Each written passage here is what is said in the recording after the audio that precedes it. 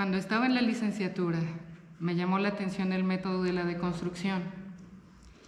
Este hablaba de negatividad, de maneras de salir de la tradición filosófica, de ir en busca de un pensamiento auténtico, original, de explorar nuevas formas de representar la realidad, de nuevos modelos epistemológicos y de las implicaciones sociales y culturales de las vanguardias artísticas.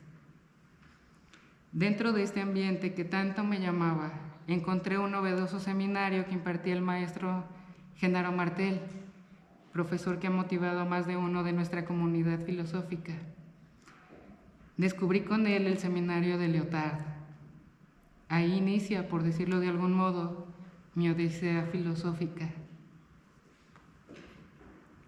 Cabe mencionar que el maestro Genaro ha sido una pieza fundamental en los efectos que estas investigaciones han tenido. Por ello agradezco profundamente su apoyo.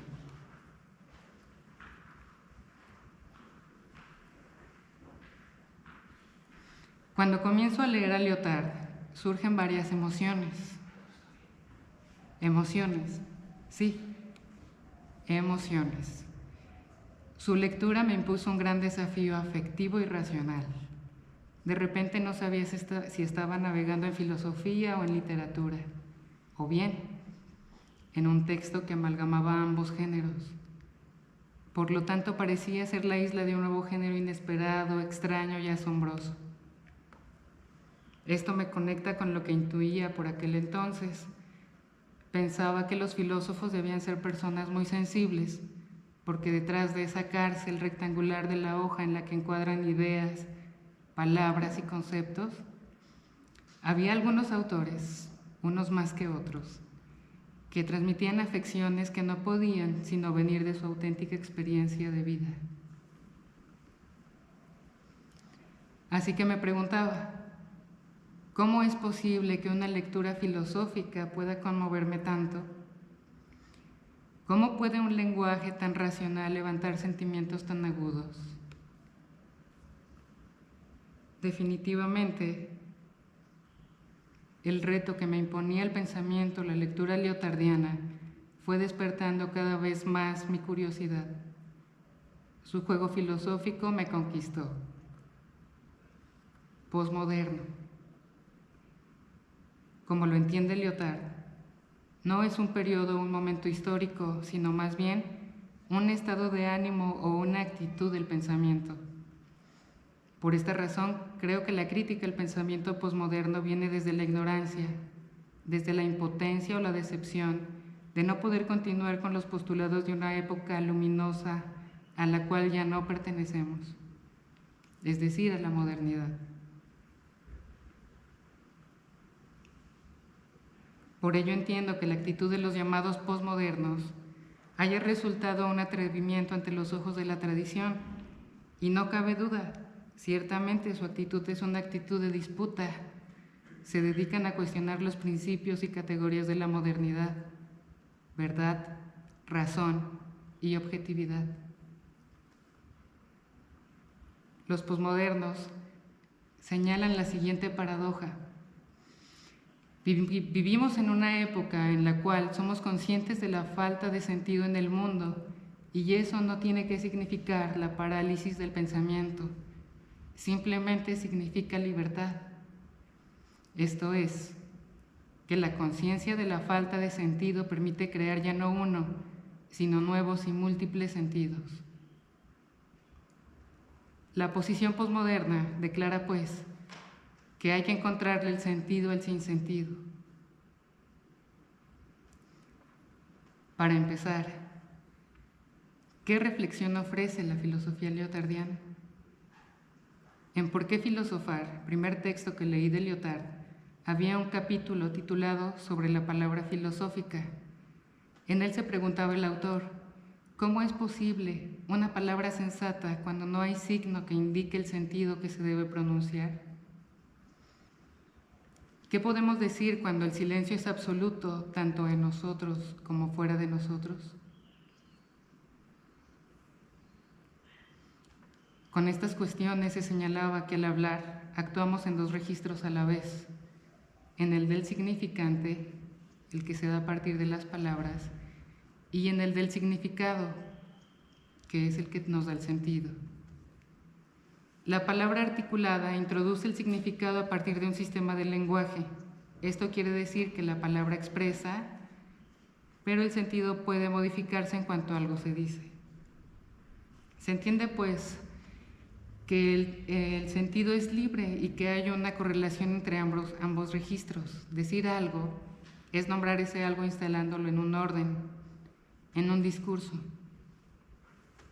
Que la palabra tenga la posibilidad de cambiar lo que pronuncia significa que hay una enigmática relación entre los signos y el sentido.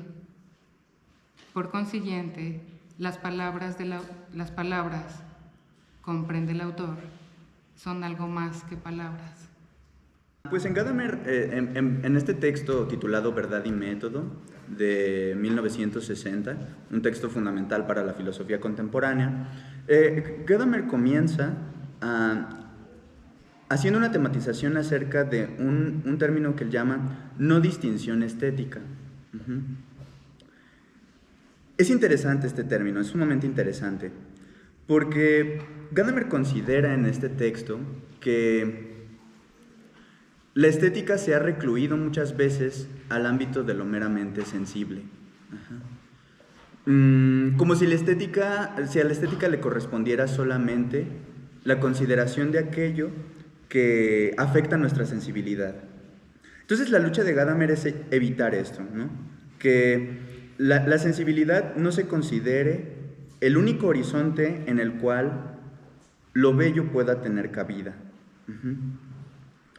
Si nos remitimos a la antigüedad griega, pues encontramos que la palabra kalón, ¿sí?, señalaba lo inseparable entre lo bueno y lo bello, ¿sí? Era una belleza que en ese sentido adquiría un carácter valioso,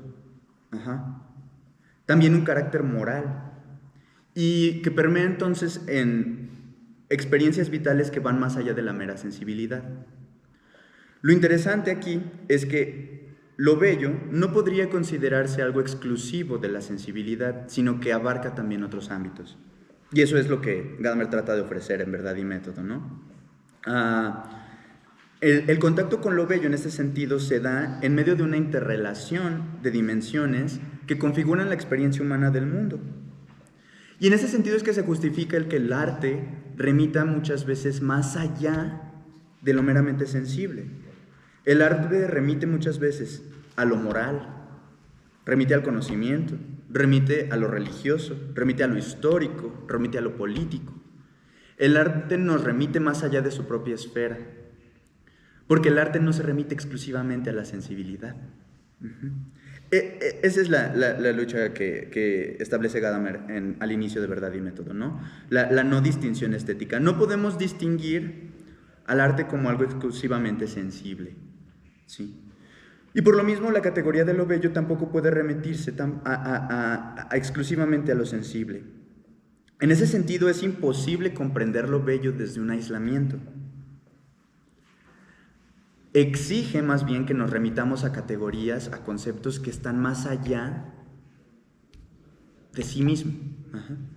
O sea, lo bello nos remite a algo más. Ya Platón consideraba que no podía equipararse lo bello y lo bueno, por ejemplo, ¿sí? Lo bello y lo bueno no eran iguales para Platón, ¿no?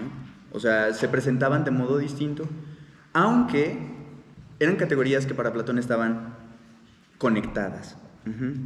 Entonces, para Platón podemos dar con una a partir de la otra, ¿sí? Si bien no son idénticos, tampoco puede señalarse que están aislados uno del otro. En ese sentido, así como no podemos señalar que hay una distinción estética, o sea, no podemos decir que lo bello es exclusivamente sensible, tampoco podemos decir que lo bello es exclusivamente lo bueno. No son categorías idénticas, ¿sí? Son categorías remitidas, interrelacionadas, pero no idénticas. Entonces, como no hay una distinción estética, tampoco podemos decir que hay una distinción ética, ¿sí? Lo bello no se corresponde exclusivamente con lo sensible, pero tampoco exclusivamente con lo moral. Entonces, ¿hacia dónde remitir lo bello? Es la pregunta, ¿no? Bueno, pues voy a valerme en este sentido de una referencia al Fedón, ¿no? Donde la cuestión de lo bello tiene cabida, ¿sí? Platón nos dice y señala que lo bello no son las cosas bellas tampoco. Por ejemplo, un caballo bello no es lo bello. En el caballo podemos encontrar lo bello y ya decimos, ok, ahí está lo bello. Pero no es lo bello. El caballo no es sinónimo de bello. No es sinónimo de lo bello. Del mismo modo, cualquier otro objeto que pueda considerarse bello no es idéntico con la categoría de lo bello. Las cosas bellas sí remiten a lo bello y viceversa, pero no se identifican con ellas. Sin embargo, esta no identificación de lo bello con los objetos concretos no implica que lo bello no exista. Más bien significa que el carácter ontológico de lo bello no depende exclusivamente de las propiedades concretas de las cosas. No está tampoco remitido exclusivamente a las cosas. Entonces, la pregunta es, ¿lo bello es ajeno a la realidad?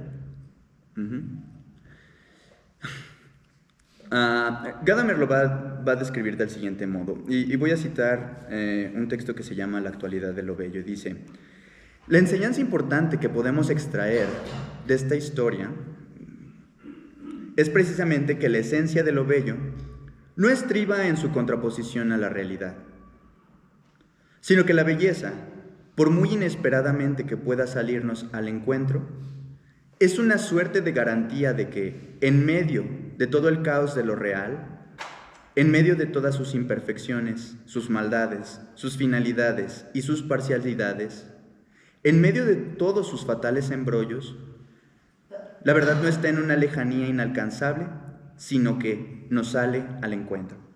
Vamos a hacer un repaso bajo la guía de la siguiente cuestión. Son 3 tiempos los que pienso desarrollar. Giran todos en torno a una pregunta. La pregunta, precisamente, y esto créanme que de ninguna manera hubiera sido posible planear con don Mauricio Peuchot una disertación correlativa, pero los que han estado desde el día que comenzó este evento podrán percibir que voy en este recorrido a ensayar una ruta, digámoslo así, de regreso en relación a lo que se ha hecho en las ponencias que han sido presentadas aquí. Ese camino de regreso supone cuestionar, interrogar, estimados todos, ya no a los filósofos que como dicen, y dicen bien, siempre llegan tarde. Después de que ha pasado todo, el filósofo llega a intentar mostrar una explicación, un marco de referencia, un concepto, un fundamento. Pero resulta que nuestra materia de trabajo, que es la estética, no puede prescindir del testimonio de los actores, por lo menos de la mitad de los actores que tienen que ver como protagonistas en esta narrativa estética, y esos son los artistas. Tampoco voy a exagerar demasiado, es decir, en lo que voy a presentar no les voy a prestar demasiado el micrófono, porque entonces ellos mostrarían la riqueza que hay durante toda esta historia y los 15 minutos que me dieron no me bastarían. Por lo tanto, iré haciendo una semblanza breve, concisa, interrogando indirectamente a los artistas acerca de las condiciones sensibles, porque por definición la estética es la disciplina de la sensibilidad. Y aunque quizá algunos habrán tomado nota y se han sentido también una gran satisfacción al escuchar que la sensibilidad no puede estudiarse por separado, qué casualidad que es hasta el genio de Kant y la intuitiva interrogación de Baumgarten a mitad del siglo XVIII cuando habían pasado tantas cosas en el arte, que por fin logra ser parida la pregunta acerca de la sensibilidad. Mis 3 tiempos son: 1, como decía don Mauricio Beuchot, como correspondencia, estética clásica para un arte clásico. 2, las vanguardias y la evolución de la estética. Se ha hablado aquí en este foro, varias intervenciones se han referido a las vanguardias. Yo no pienso desafiar esa erudición, solamente puntualizar en qué incide en la evolución de la estética. Y termino, aunque no se nota muy bien, pero yo no lo noto muy bien, persecución de la estética, pronósticos a corto plazo. Comencemos.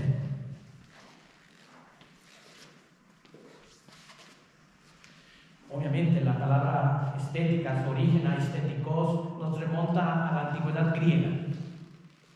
Los griegos la inventaron, es decir, la conectaron su etimología y su sentido a la sensibilidad.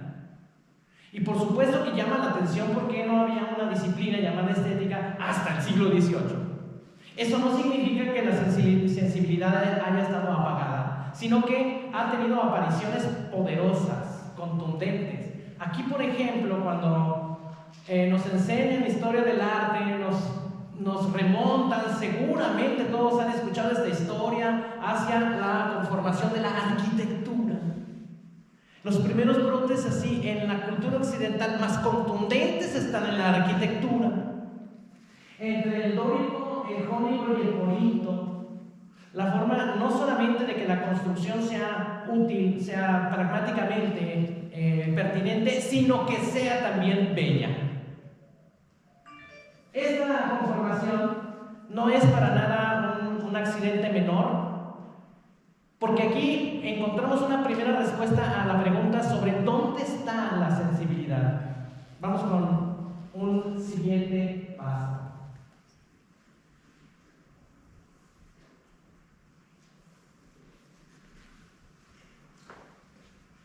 Bueno, siglo IV, incluso V antes de Cristo, y llegan las primeras reflexiones estéticas que afrontan el asunto de la sensibilidad.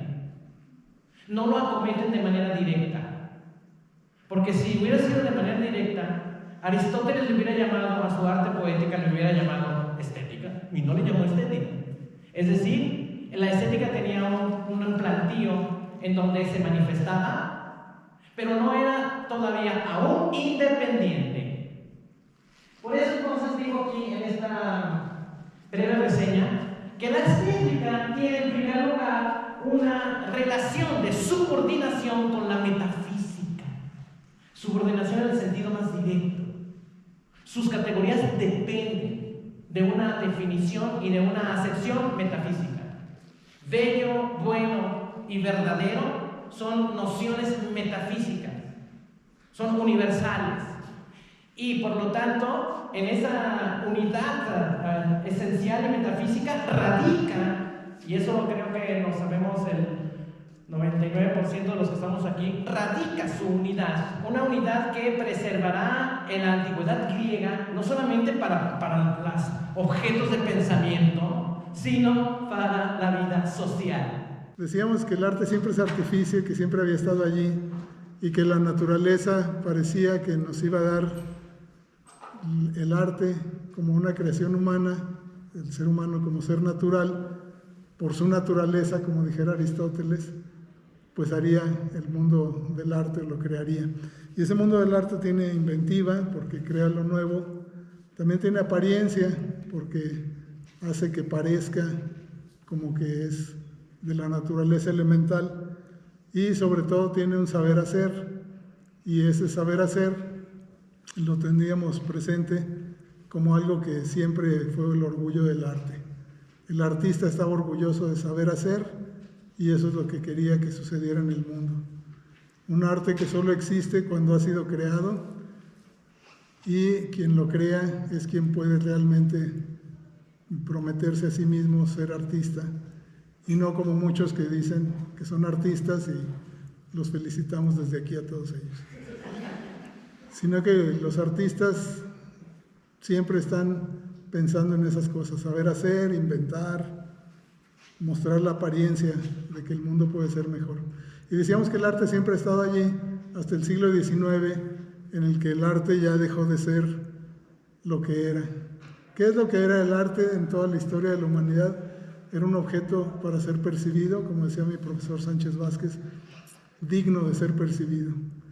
Y ese arte digno de ser percibido sería justamente el que estaba dado para los sentidos y que, como sabrán por la vía de Immanuel Kant, en inglés I.Kant, los que saben de Kant saben que el arte es algo que nos da un placer sin que haya una mediación.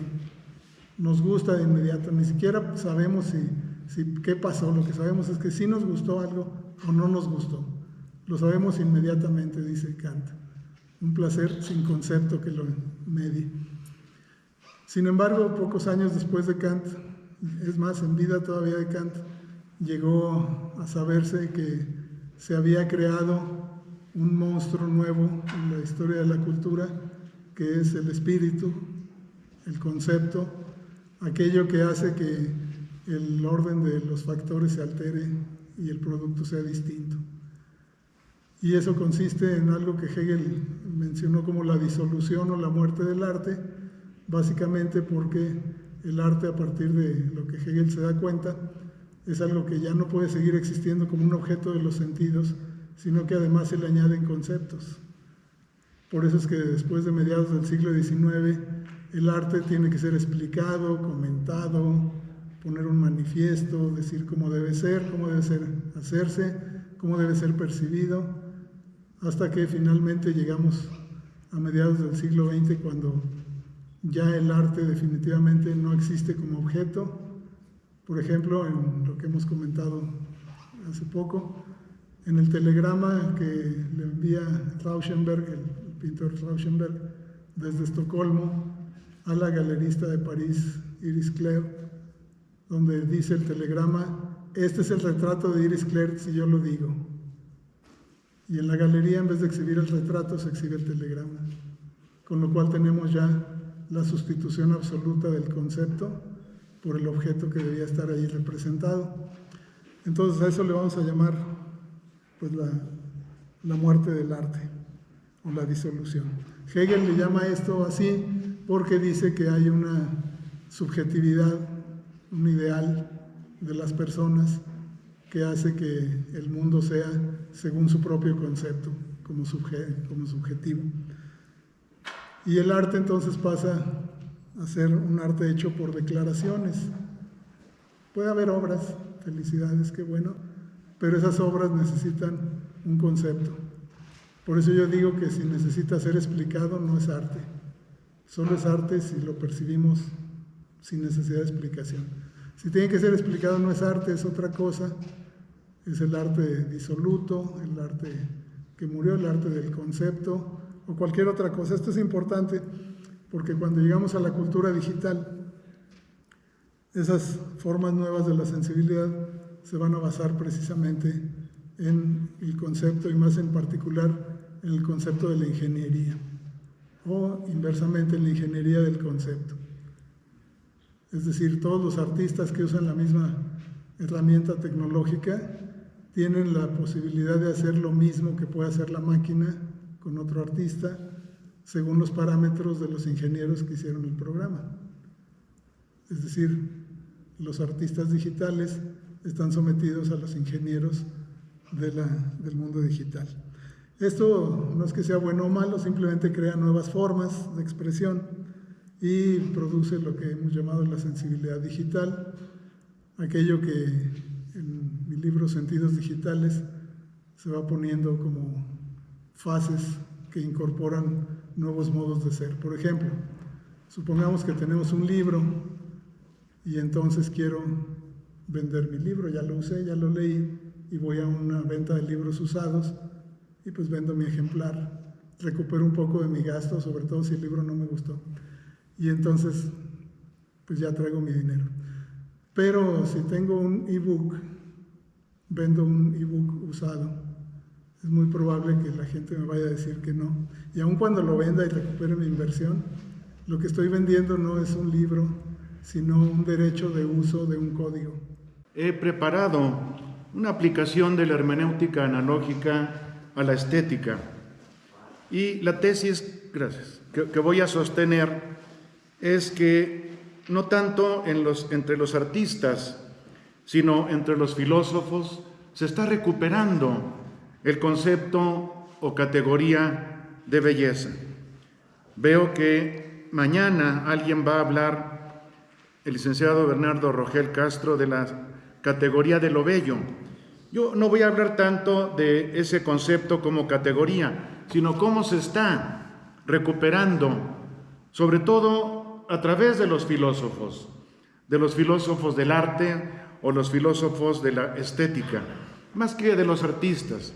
Y eso tiene su razón de ser, porque no es que se elimine el concepto de la belleza, sino que se ha dejado de lado para dar prioridad a otros conceptos, en concreto, después de las vanguardias, al concepto de lo que llama la atención, ¿no?, de lo que es impactante o impresionante. Hago en primer lugar un poquito de explicación de los términos, porque como sabemos, la estética tiene dos partes.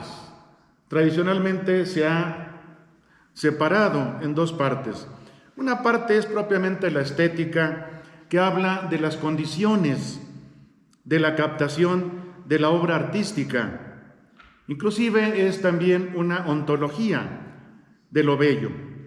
Como sabemos, el primero que llamó a esta disciplina estética fue Alexander Baumgarten, a mediados del siglo XVIII. Pero después también se ha añadido la denominación de filosofía del arte. Entonces sería estética propiamente dicha y filosofía del arte, que sería una aplicación de la estética a la obra artística. Ya el propio Kant, en su crítica de la razón pura, llama estética trascendental al primero de sus apartados, tocante a la sensación o conocimiento empírico.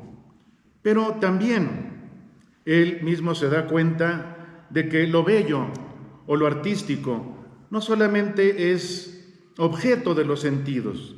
La experiencia artística comienza en ellos, pero llega hasta el intelecto, y es lo que desarrolla muy ampliamente el propio Kant en su obra La crítica del juicio. Y el juicio estético, según él, pertenece propiamente a la inteligencia. Claro que comienza por los sentidos, pero no se queda allí.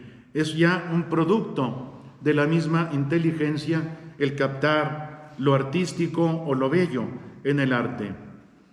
Antiguamente se consideraba que la estética era una ontología de la belleza, es decir, las condiciones de posibilidad para que algo fuera bello, ya se tratara de algo natural o de un producto del arte, porque también en la belleza, como sabemos, entra lo natural. Hay una belleza que no es artística, sino que captamos en la naturaleza misma. Se creía que el arte tenía que ver con lo bello, pero ahora, en la actualidad, después de las vanguardias y las posvanguardias, el arte no tiene que ver solamente con lo bello, sino principalmente con lo impactante o impresionante. Sin embargo, después de mucho tiempo, todo un siglo, en que se perdió esa perspectiva en el arte y en que la estética ha sido la parte más carente y afectada de la filosofía, al grado de que no se puede ya distinguir entre una obra de arte y un engaño. Sin embargo, ahora recientemente se ha querido volver al menos un poco al ideal de que el arte busque la belleza y la estética estudie sus condiciones de posibilidad. Ustedes saben cómo la estética ahora es la parte de la filosofía que está más al cabo de la calle, porque ya no se puede distinguir con nitidez entre una obra perfecta de arte y un bodrio. Hay cosas que no sabe uno por qué las consideran como obras de arte. Yo estuve en años pasados en un congreso sobre estética y había una mujer que te lamía la cara y decía que eso era su performance, su obra de arte. Entonces yo creo que estamos de veras en crisis en el ámbito de la estética. Hay que recuperar, al menos en parte, esta categoría de la belleza. En cuanto a la belleza, los griegos y los medievales ponían 3 condiciones o características del objeto bello: completitud o integridad, proporción y esplendor. La integridad es que el objeto estuviera completo y con todas sus partes. La proporción era que esas partes estuvieran en una relación adecuada, la cual cargaba con el peso fuerte para que el objeto fuera bello. El esplendor era cierto brillo que resultaba de la concordancia de los 2 anteriores requisitos.